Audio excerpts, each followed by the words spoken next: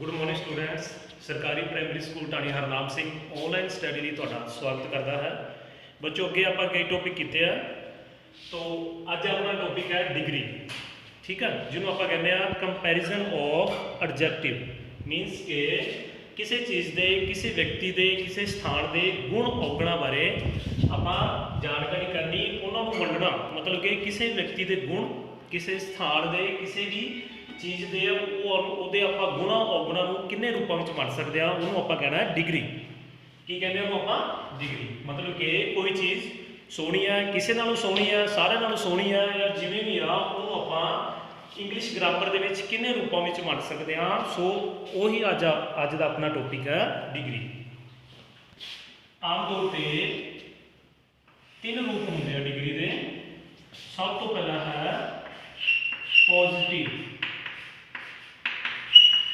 Positive degree, दूजा है comparative, तीसरा है सुपरलेटिव। मतलब कि कंपैरिजन ऑफ एडजेक्टिव किसी भी व्यक्ति दिया, किसी स्थान दिया, किसी भी वस्तु दिया आप जिहड़े गुण औगण है उहदियां की विशेषतावां ने उन्होंने आप 3 रूपों के बन सकते हैं डिग्री के बेस पे। पहला है पॉजिटिव, दूसरा है कंपैरेटिव, तीसरा है सुपरलेटिव। पॉजिटिव गुड मीनस के गुड मीन चंगा, भी ये चीज़ चंगी है, किसी के नालों चंगी नहीं है, किसी के नाल आपां कंपैरिजन नहीं किया, सिर्फ यही गल की आपां गुड। दूसरा आ गया बैटर। कंपैरेटिव के विच गुड की डिग्री बनी बैटर। बैटर का मीनस हुंदा भी ये वाली जिहड़ी वस्तु आ या ये वाली जिहड़ी चीज़ आ वो इहदे नालों चंगी है, इहदे नालों आ चंगी है। 2 जणियां दे विच कंपैरिजन हो गया उन्हां दा, इस करके एक बन गया बैटर। मतलब कि जिहड़ी कोई चीज़ आ वो इहदे नालों चंगी है, 2 जणियां दे विच कंपैरिजन होया तो एक ही हो गया बैटर। हुण अगे बेस्ट, मतलब कि सुपरलेटिव दे विच गुड की डिग्री बन गई बेस्ट। सुपरलेटिव मीनस भी जिहड़ी चीज़ आ वो इन्हां सारियां दे नालों चंगी है। गुड मीनस चंगी है, बैटर मीनस इहदे नालों चंगी है, बेस्ट मीनस कि ये वाली जिहड़ी चीज़ आ या ये वाला स्थान आ या वो इन्हां सारियां दे नालों चंगा है। इस करके ये पॉजिटिव दे विच गुड, इहदा किसी दे नाल कोई कंपेयर नहीं है, ये चीज़ चंगी है।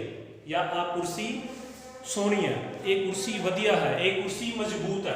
जो इहनूं कंपैरेटिव दे विच लैके आवांगे तो ये बन जाऊगा ये वाली कुर्सी पहली वाली कुर्सी दे नालों चंगी है, पहली वाली कुर्सी दे नालों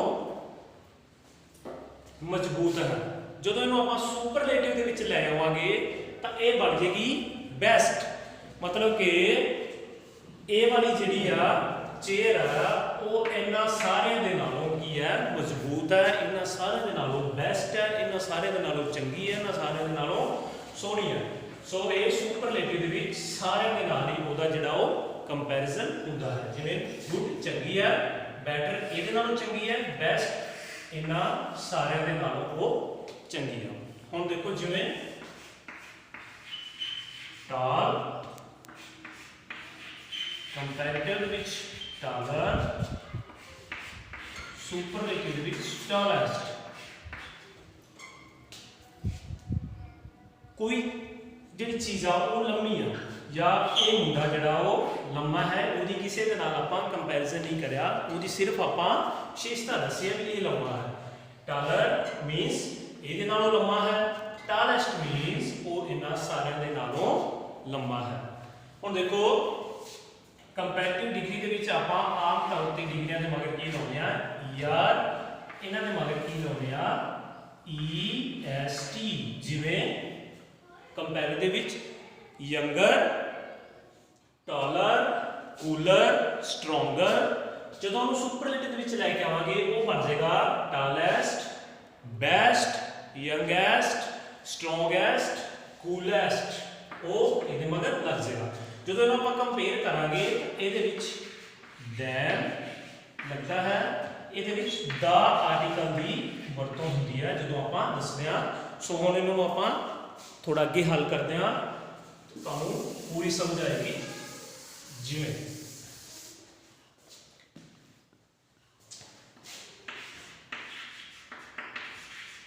ਪ੍ਰਿੰਸ ਇਜ਼ ਟਾਲ, ਪ੍ਰਿੰਸ ਲੰਮਾ ਹੈ।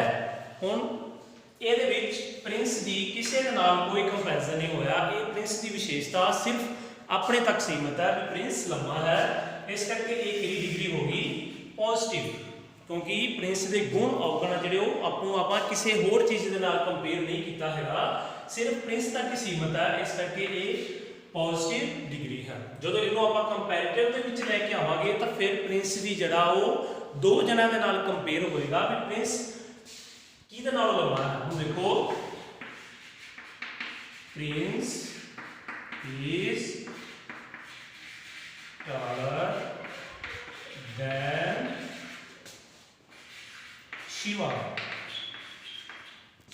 taller than Shiva। ਹੁਣ ਦੇਖੋ ਕੰਪੈਰੀਟਿਵ ਦੇ ਵਿੱਚ ਜਦੋਂ ਆਇਆ ਤਾਂ ਪ੍ਰਿੰਸ ਦੀ ਜਿਹੜੀ ਆ ਉਹ ਦੋ ਜਣਾਂ ਦੇ ਨਾਲ ਕੰਪੇਅਰ ਹੋਇਆ, ਪ੍ਰਿੰਸ ਤੇ ਸ਼ਿਵੇ ਦਾ, ਮਤਲਬ ਕਿ ਪ੍ਰਿੰਸ ਜਿਹੜਾ ਉਹ ਸ਼ਿਵੇ ਨਾਲੋਂ ਲੰਮਾ ਹੈ, ਟਾਲਰ, ਤੇ ਦੈਨ ਦੀ ਵਰਤੋਂ ਹੋਈ, ਮਤਲਬ ਕਿ ਇਹਦੇ ਵਿੱਚ ਪ੍ਰਿੰਸ ਦੀ ਜਿਹੜੀ ਆ ਉਹ ਕੰਪੈਰੀਜ਼ਨ ਆ ਉਹ ਦੋ ਜਣਾਂ ਦੇ ਨਾਲ ਹੋਇਆ ਹੈ। ਹੁਣ ਜਦੋਂ ਇਹਨੂੰ ਆਪਾਂ ਸੁਪਰਲੇਟਿਵ ਦੇ ਵਿੱਚ ਲੈ ਕੇ ਆਵਾਂਗੇ ਤਾਂ ਮੈਂ ਤੁਹਾਨੂੰ ਅੱਗੇ ਦੱਸਿਆ ਵੀ ਸੁਪਰਲੇਟਿਵ ਦੇ ਵਿੱਚ ਸਾਰਿਆਂ ਦੇ ਨਾਲ ਉਹਦਾ ਕੰਪੈਰੀਜ਼ਨ ਹੁੰਦਾ, ਦੋ ਜਣਾਂ ਦੇ ਵਿੱਚ ਨਹੀਂ ਹੁੰਦਾ, ਸਾਰਿਆਂ ਦੇ ਨਾਲ ਹੁੰਦਾ। ਜਿਵੇਂ Prince is the tallest boy in the class। Means के प्रिंस जड़ा है वो सारी क्लास के नालों लम्मा है। तो इत्थे प्रिंस का कंपैरिजन सारे दे नाल हो गया। ਇਹਦਾ मतलब ये सुपरलेटिव है। ਜਦੋਂ सारी क्लास के नाल कंपैरिजन होवे तो वो डिग्री किहड़ी हुंदी है? सुपरलेटिव। जिवें आपां स्कूल का मेज़ है, ਆਪਾਂ ਸਕੂਲ ਦੇ ਮੇਜ਼ ਦੀ ਐਗਜ਼ਾਮਪਲ ਦਈਏ ਵੀ ਇਹ ਮੇਜ਼ ਜਿਹੜਾ ਸੋਹਣਾ ਹੈ ਤਾਂ ਉਹ ਕੀ ਆਏਗਾ? ਪੋਜ਼ਿਟਿਵ। ਜਦੋਂ ਆਪਾਂ ਕਹਿ ਦਈਏ ਵੀ ਇਹ ਮੇਜ਼ ਦੂਜੇ ਮੇਜ਼ ਨਾਲੋਂ ਸੋਹਣਾ ਹੈ ਤਾਂ ਉੱਥੇ ਲੱਗੇਗਾ ਮੋਰ ਬਿਊਟੀਫੁਲ। ਬਿਊਟੀਫੁਲ ਦੀ ਡਿਗਰੀ ਮੋਰ ਬਿਊਟੀਫੁਲ, ਮਤਲਬ ਕਿ ਇਹ ਜਿਹੜਾ ਮੇਜ਼ ਦੂਜੇ ਮੇਜ਼ ਨਾਲੋਂ ਸੋਹਣਾ ਹੈ। ਜਦੋਂ ਇਹਨੂੰ ਆਪਾਂ ਸੁਪਰਲੇਟਿਵ ਦੇ ਵਿੱਚ ਲੈ ਕੇ ਆਵਾਂਗੇ ਤੇ ਇਹਨੂੰ ਕਹਾਂਗੇ ਵੀ ਇਹ ਮੇਜ਼ ਸਾਰੀ ਕਲਾਸ ਦੇ ਮੇਜ਼ਾਂ ਨਾਲੋਂ ਸੋਹਣਾ ਹੈ, ਉੱਥੇ ਆਏਗਾ ਵੀ ਇਹ ਮੇਜ਼ ਹੈ ਜਿਹੜਾ ਉਹ ਮੋਸਟ ਬਿਊਟੀਫੁਲ ਹੈ। ਮੀਨਸ ਕਿ ਉਹਦੀ ਜਿਹੜੀ ਮੇਜ਼ ਦੀ ਗੱਲ ਆ ਉਹ ਸਾਰੇ ਕਲਾਸ ਦੇ ਮੇਜ਼ ਨਾਲ ਹੋਊਗੀ। ਹੁਣ ਇਦਾਂ ਹੀ ਆਪਾਂ ਜੇਕਰ ਹੋਰ ਕਰੀਏ ਸਟਰੋਂਗ, ਵੀ ਇਹ ਜਿਹੜਾ ਲੱਕੜ ਹੈ ਜਾਂ ਇਹ ਜਿਹੜਾ कोई भी चीज़ ला लो भी वो मजबूत है तो वो पॉजिटिव होएगा। किसी चीज़ नालों मजबूत है, दो जणों के विचों एक चीज़ मजबूत है तो वो की होएगी? कंपैरेटिव। जे वो सारे नालों ही मजबूत है वो की होएगी? सुपरलेटिव। समझ गए? ठीक है। कंपैरेटिव दे विच दैन का यूज होता है। दैन मतलब नालों, एक चीज़ नालों दूजी चीज़। ਇਹਦੇ ਵਿੱਚ ਆਰਟੀਕਲ ਦਾ यूज ਹੁੰਦਾ ਹੈ, मतलब कि ਸਾਰਿਆਂ ਨਾਲੋਂ। ਹੁਣ ਕੁਝ ਡਿਗਰੀਆਂ ਹੈ ਜਿਨ੍ਹਾਂ ਦੇ ਮਗਰ ER ਜਾਂ ES ਨਹੀਂ ਹੁੰਦਾ ਯੂਜ਼, ਜਿਵੇਂ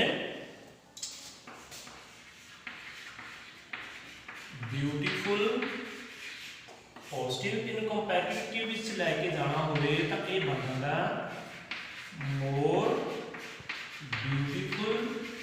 सुपरलेटिव ये बन जाता है मोस्ट ब्यूटीफुल। इवें होर डिग्री है जिवें इंटैलीजेंट, मोर इंटैलीजेंट, मोस्ट इंटैलीजेंट। ठीक है। पॉजिटिव दे विच सिर्फ ते सिर्फ उस चीज़ के आपां गुण दसांगे भी ये वाली जिहड़ी चीज़ आ वो लंबी है, सोहनी है, गोरी है या मजबूत है। पर कंपैरेटिव दे विच आपां दो जणियां दे नाल कंपैरिजन करांगे कि आह वाली चीज़ ਚੀਜ਼ ਆ ਉਹ ਇਹਦੇ ਨਾਲੋਂ ਮਜ਼ਬੂਤ ਹੈ, ਇਹਦੇ ਨਾਲੋਂ ਸਿਆਣੀ ਹੈ, ਇਹ ਵਿਅਕਤੀ ਇਹਦੇ ਨਾਲੋਂ ਲੰਮਾ ਹੈ, ਇਹ ਵਿਅਕਤੀ ਇਹਦੇ ਨਾਲੋਂ ਮਜ਼ਬੂਤ ਹੈ ਜਾਂ ਇਹਦੇ ਨਾਲੋਂ ਕਮਜ਼ੋਰ ਹੈ। ਪਰ ਜਦੋਂ ਆਪਾਂ ਸੁਪਰਲੇਟਿਵ ਦੇ ਵਿੱਚ ਲੈ ਕੇ ਆਵਾਂਗੇ ਤਾਂ ਉਦੋਂ ਆਪਾਂ ਉਸ ਚੀਜ਼ ਦੀ, ਉਸ ਵਿਅਕਤੀ ਦੀ ਸਾਰਿਆਂ ਦੇ ਨਾਲ ਕੰਪੈਰੀਜ਼ਨ ਕਰਾਂਗੇ, ਸਾਰਿਆਂ ਦੇ ਨਾਲ ਤੁਲਨਾ ਕਰਾਂਗੇ ਕਿ ਇਹ ਸਾਰਿਆਂ ਦੇ ਵਿੱਚੋਂ ਬੈਸਟ ਹੈ, ਸਾਰਿਆਂ ਦੇ ਵਿੱਚੋਂ ਰੋਸਟ ਹੈ, ਜਿਵੇਂ ਵੀ ਇਹਨੂੰ ਕਰਾਂਗੇ ਆਪਾਂ। ਠੀਕ ਹੈ, ਸੋ ਇਹ ਬੇਟਾ ਅੱਜ ਆਪਣਾ ਟੌਪਿਕ ਸੀਗਾ ਅੱਜ ਦਾ। ਉਮੀਦ ਕਰਦੇ ਹਾਂ ਤੁਸੀਂ ਸਾਰਿਆਂ ਨੇ ਬੜੇ ਵਧੀਆ ਢੰਗ ਨਾਲ ਸਮਝਿਆ ਹੋਣਾ ਤੇ ਇਸ ਨੂੰ ਜਾ ਕੇ ਯਾਦ ਕਰਿਓ ਤੇ ਆਪਣੀ ਕਾਪੀ ਦੇ ਉੱਪਰ ਨੋਟ ਵੀ ਕਰਿਓ। ਸੋ ਧੰਨਵਾਦ।